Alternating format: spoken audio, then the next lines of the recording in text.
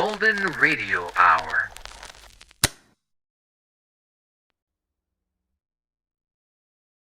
Wait a minute. Have you heard the Whistler?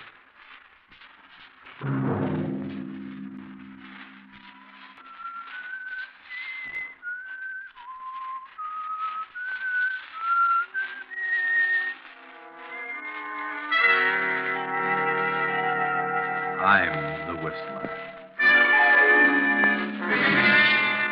No. Don't come near me. I didn't plan to kill you, no. That was John Hendricks. He waited for a chance to sell his soul to the devil. Money is not enough, John. Money is not enough. We want you, John. We want you. That was his wife, Martha, the former widow Marsden. Yes, Mother. Yes. And her simple-minded son, Henry. Go ahead, son. Go ahead. We must have John Hendricks. Yes, Mother. Yes, Mother.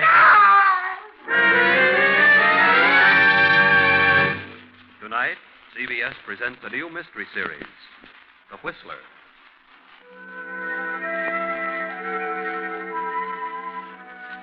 And I, the Whistler, know many things, for I walk by night. I know many strange tales, many secrets hidden in the hearts of men and women who have stepped into the shadows. I know the nameless terrors of which they dare not speak. And so I tell you tonight the strange story of Retribution. Gaze up this muddy, rain-splattered road. A small, lonely stone building appears against the lightning-streaked sky. The dismal courthouse of a southern village. The village of Marsdenburg. It is nearly midnight. A trial is in progress. A murder trial. John Hendricks is on trial for his life. The state versus Hendricks. Killed his wife and stepson. He killed his wife and her simple-minded son, Henry, for the $10,000 in cash she kept in her big house on the outskirts of town. Open the door.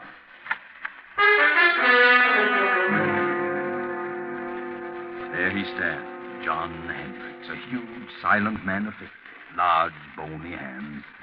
Close the door. Well, what do you think? Does he look like a murderer? The prosecutor is closing his argument. Ladies and gentlemen of the jury, it has been proven that Mrs. Hendricks had no current bank account. It has been proven that she did have a large sum of money which she kept on her estate. John Hendricks knew of this money and attempted to steal it, was caught in the act, and killed them both in order to cover up the theft. It was not a tramp who killed that old gray-haired lady and her simple son. There was only one intruder, one thief, one murderer. And there he sits, ladies and gentlemen. There he sits in all his guilt, a vicious killer, a murderer. There is only one decision for you to make. There is only one penalty that can erase from this countryside the stigma of this fiendish crime. One penalty for this axe murderer, John Hendricks. And that penalty is death. The state rests. Gentlemen of the jury, have you reached a verdict? Have you reached a verdict? Your Honor, we, the jury, due to lack of more complete evidence, find the defendant guilty of murder in the second degree.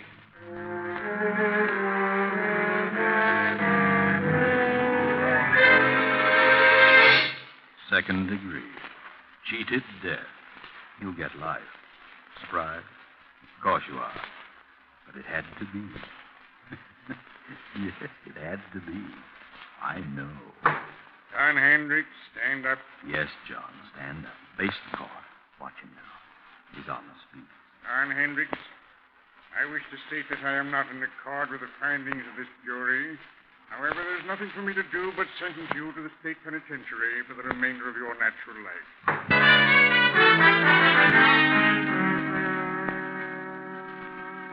Know where you are now? Recognize that huge, sprawling stone structure with the high walls around it? State penitentiary.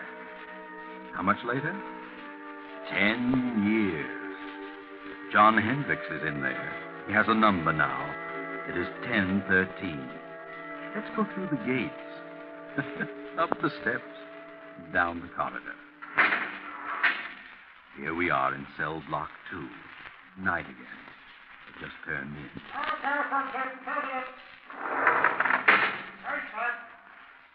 This has been going on for 10 years for John Hendricks, 1013, and his cellmate Bill, 1014. Bill, 1014, is a gangster, or rather, he was. But he's changed during the 5 years he's been here. Bill has decided to go straight if he ever gets out, which is very doubtful. But he holds no resentment, has become more or less happy. Bill started reading here, philosophy and so forth. He's changed. But what about John Hendricks? Oh, no. Not Hendricks. Because he has a plan. He has a purpose. Move closer to the cell door and listen. All I got to say, Bill, is I think you're crazy enough to make the try with me. That's a matter of opinion, John. But it'll be simple. I got everything all set. It's all fixed. Not a chance of a slip-up. All fixed? Who with? Well, a friend of mine. Oh, I see. Crooked guard. No, he ain't a guard. Don't tell me you got it fixed with a warden. What difference does it make who it is so long as the whole thing is set and fixed? Well, you've got to have some help, inside or out. Oh, Hendricks, I think you're nuts. You're stir crazy. I'm getting out of this place. I got a reason, a good reason. I got something waiting for me outside, something I can enjoy, something that belongs to me. I'm the only one that knows where it is, and I'm going out. You're in here for a good long time, brother, and if you don't want to go with me, you can stay and rot. Look, Hendricks, I still think you're nuts. All right, what of it? I got the right dope, ain't I? And it'll work. Suppose it does. Suppose you find this money hidden away on the old lady's estate.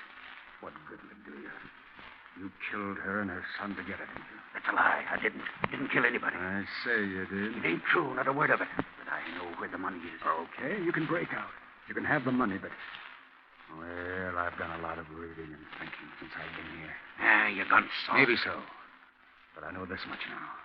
If I ever do get out, I'll do things a lot different. Believe me, Hendricks, I'll tread the straight and narrow. I've done a lot of things that I'm sure sorry for now. I can't undo them. But I won't do them again. No, sir, I'll do things different. Not the way I did them before. Ah, you just got religion, but it won't get you out. Maybe not, but I'm resigned. I got exactly what's coming to me. And believe me, Hendricks, so will you. So will you. If you break out, they'll have you back one way or another. You watch and see. Well, I'm going, so you watch and see. Watch and see.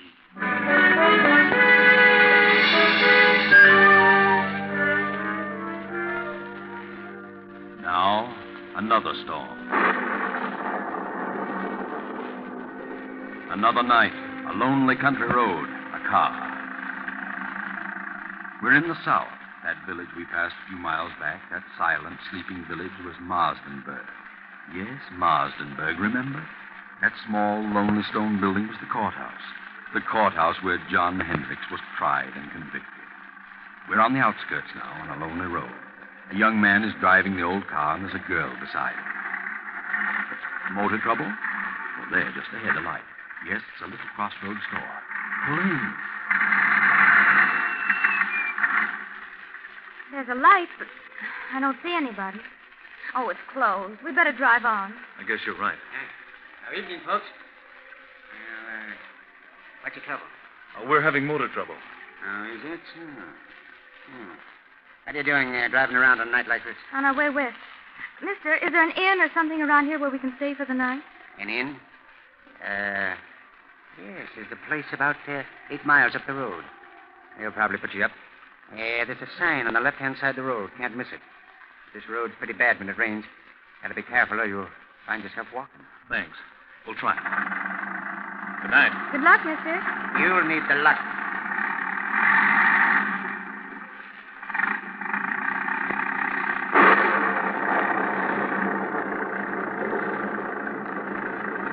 The storm is increasing now. The muddy road sparkles in the flashes of lightning. The tall, dark trees sway back and forth in the fury of the storm like moaning, lost souls.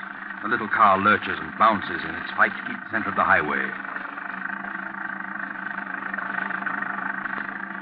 2 miles, 3 miles, 4, maybe 5, and look, there it is, straight ahead.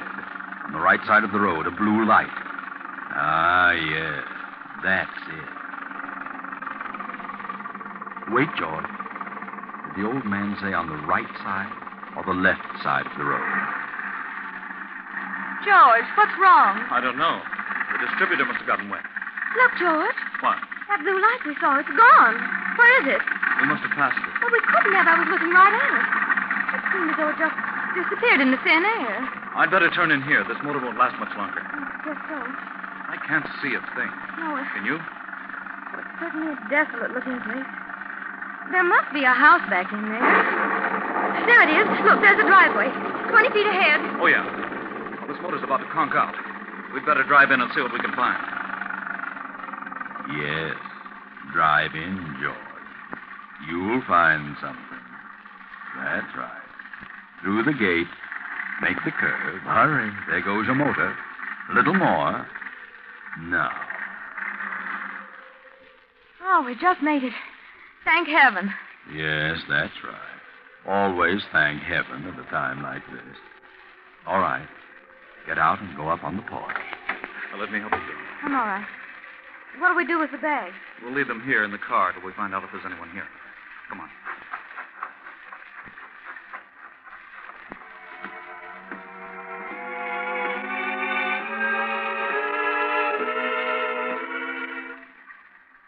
You see a bell? No. Can't see a thing. Gee, this place looks completely deserted. I don't think anyone lives here. I don't either. Let's go.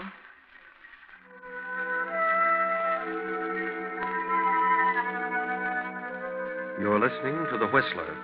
We pause momentarily for station identification. This is the Columbia Broadcasting System.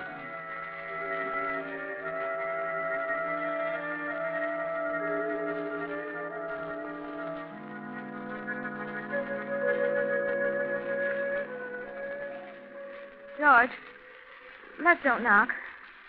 I don't like this place. Let's go on. How with a dead motor? Where could we go? I'll knock. Well, all right. Ah, that's right.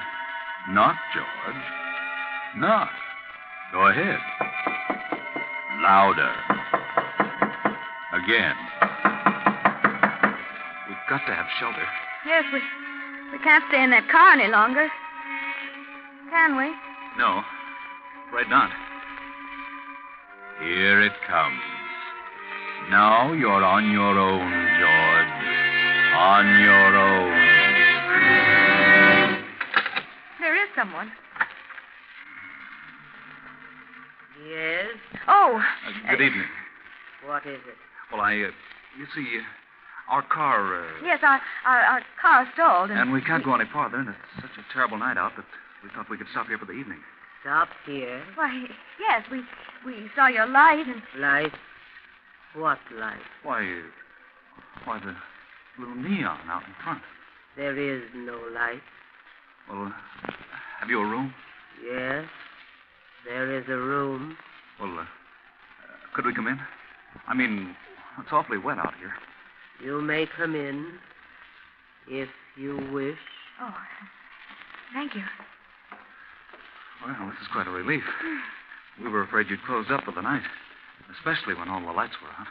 Are the lights out? Yes, you see. Huh? Of course the lights are out. Oh, I didn't know. You do take tourists. Do we? Oh, yes, that's what they told us. Who told you? Well, the old man at the little store back at the crossroads. Little store? Yes, at the crossroad about 5 miles back. You know where the crossroad is, don't you? There is no store at the crossroad. There isn't? No. I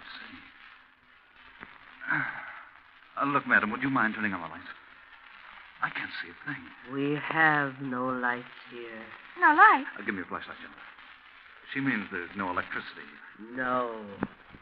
There is no light here. Well, throw the flash around. There must be a lamp. No. Don't make a light. We see well in the dark. We? Who's we? Is there someone else in the house? My son.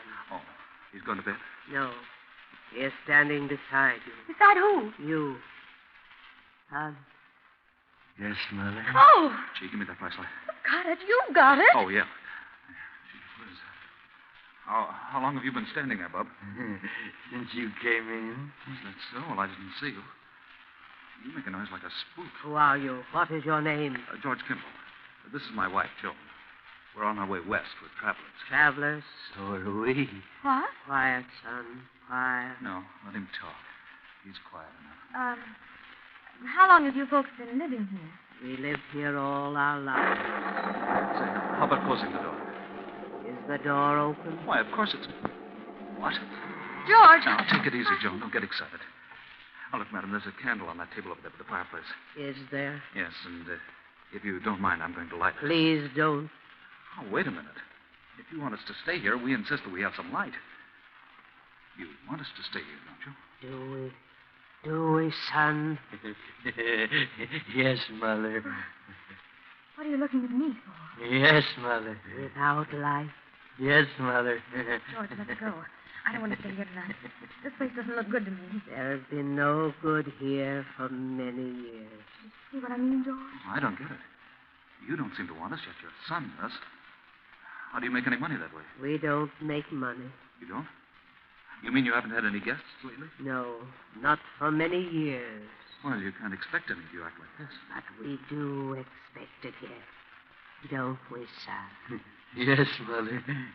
Well, he certainly has a surprise coming. Yes, he has. How many rooms have you? There are many rooms, but only one. Only one? That doesn't make sense. What do you mean? Only one for guests. You mean only one equipped? Yes. Well, then if you've got it reserved for this guest you expect, what are we going to do? There is an inn farther along the road. They have rooms. They will take care of you. It will be best for us. Our distributor got wet, so our car won't run. Where is your car? Right there at the foot of the steps. I see no car. You don't? Why, it's standing right... Joan. George, where is it? It's gone. Holy smoke, it is gone. But where? How? I didn't hear a sound. It must have rolled ahead. Well, throw your light around. Not a sign of it. Say, what goes on here? Son, Yes, Mother. you move the car. Yes, Mother. I understand, son. I understand. Wait a minute. Your son moved it? How could he? The motor won't even run. And even if it would, we didn't hear a sound. No sound. How did you move it? I don't know. Oh, that's a fine thing. Here we are in a place where they don't want us and no way of leaving. Well, you've got us on your hands now. You'll have to make the best of it. No, George, no. We'll leave. Nonsense. This is all silly. Come on, let's have some light and cut out the monkey business. Wait. Son, what have we decided? Yes, Mother. We decided yes. Very well, if you wish. If you wish, you may stay. Stay until... Until when? All night? Yes, Mother. If you wish. That's better. That's more like it. Now I'll light this candle. There we are. George, look. Well, look at the dust and the cobwebs. This place looks deserted, like an old cellar. Well, how about the room? Do we get it, or the guests we're expecting? There is another room that will do, perhaps. Well, could we see it? Yes. And by the way, how much do you charge? We charge nothing. You charge nothing. Nothing. Sounds silly, but it's right for us. We're running short anyway. Well, let's see the room. Very well. It is upstairs. After you, madam. No. You go first. Very well. Come on, Joe. Bring that other candle. Come, son. Follow me. Yes, Mother. I never saw so much dust. Well, they must like it. You know, nice clean dust. That room at the head of the stairs. Why, this room was well furnished. Is this the room reserved for your expected guest? No. But you said you had only one room furnished. Who sleeps here? I stay here now. I see. Or do I? It's a nice, soft bed. It was always comfortable. We'll leave you now. Come, son. We must leave them alone now. Yes, Mother. Leave them alone. Good night. Good night. You will lock your door? Oh, yes. We'll lock it. Goodbye. Say, did she say good night or goodbye? I don't know. I thought she said... She did say goodbye. Golly, what a screwy outfit. I wish we hadn't had car trouble. That's what we get for trying to drive in this storm. How much money have we left? Not much. Just enough to get to Los Angeles the way I figure. Once I get there, I know there'll be a job for me. We'll make it, don't worry. You'll see me in a nice job in Hollywood. I'm not worried about seeing you in Hollywood. No? No. I'm just worried about seeing you in the morning.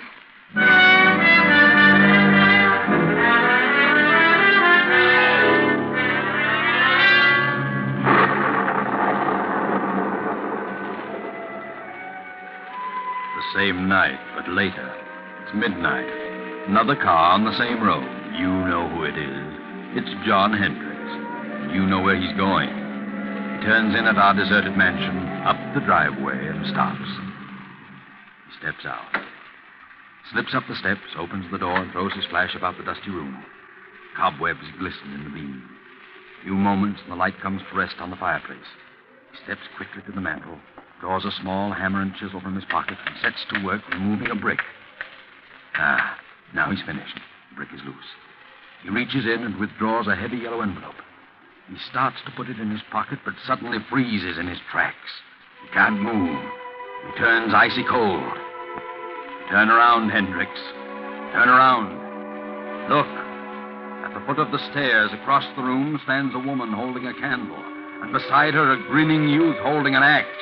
Turn around, Hendricks. Look at their heads covered with blood. Turn around. John Hendricks, murderer. John Hendricks, thief.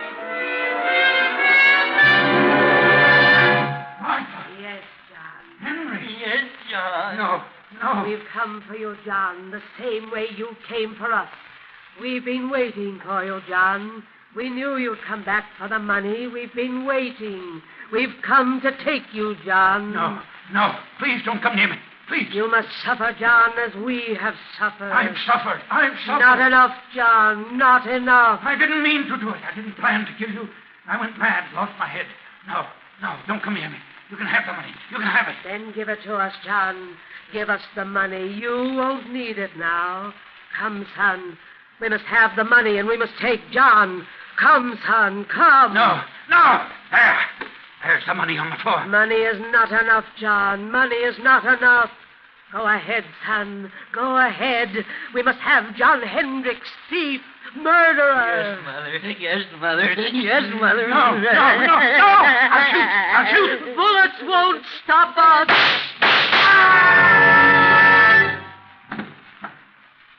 Good Lord, George. What was that? I heard a scream.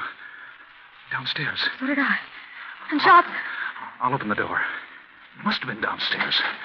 I don't see a thing. Here's your flashlight. Great Scott. Look. A man down there on the floor. Come on.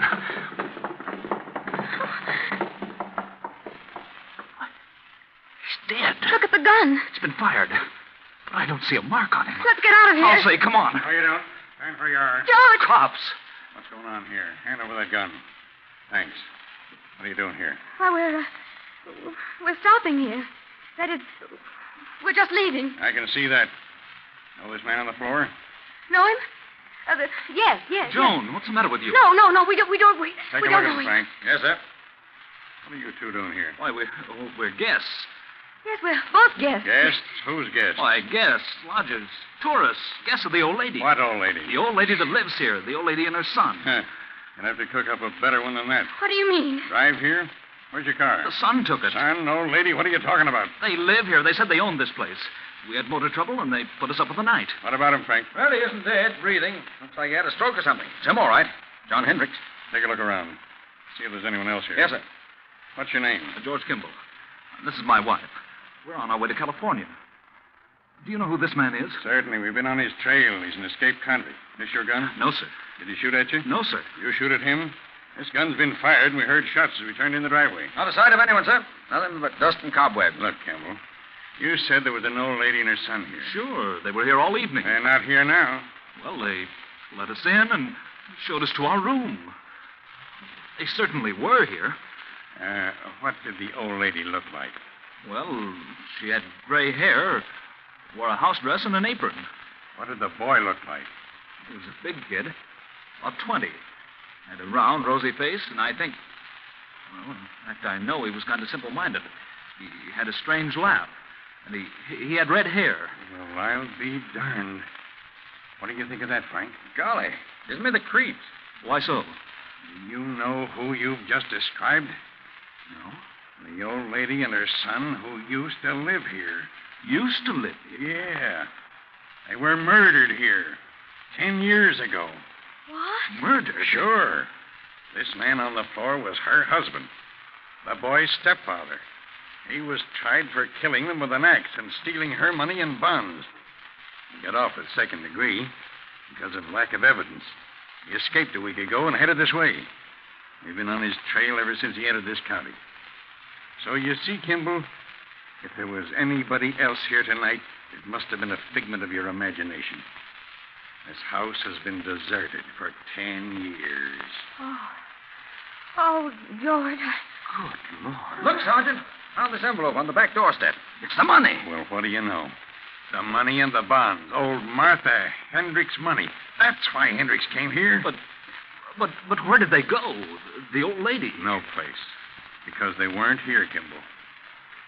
Well, better get them out of here and back to headquarters. Oh, wait a minute. Don't leave us. We won't. You're coming along, too. Why? We need you for a day or two. All right, let's get going, Frank. Come on. But where did they go? We saw them. I know they were here. Well, you certainly described them to a T, but don't worry too much about it, you know. Things like this can drive you nuts. You know what I mean? Things like this sometimes just happen. You know what I mean? No. Well, oh, come on, let's go before I get the heebie-jeebies. What did he say? Things like this just sometimes happen? Just happen? Well, sometimes they do and can't be explained. But not this time.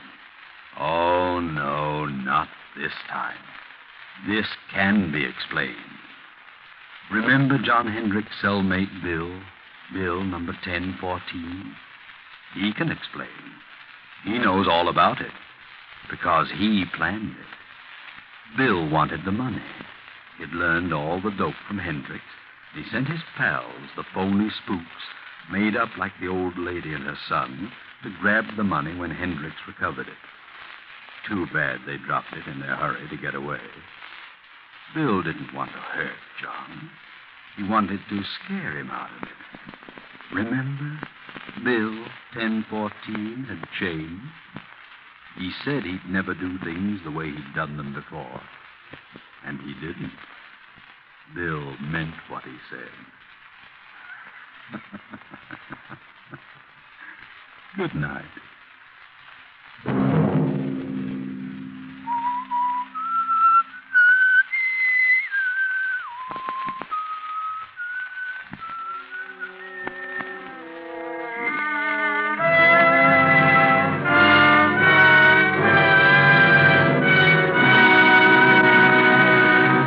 If this came upon you unaware and you listened, we've served our purpose. The Whistler, with original music composed and conducted by Wilbur Hatch, is written and directed by J. Donald Wilson and originates from Columbia Square in Hollywood. Next week, same time, The Whistler returns. This is the Columbia Broadcasting System.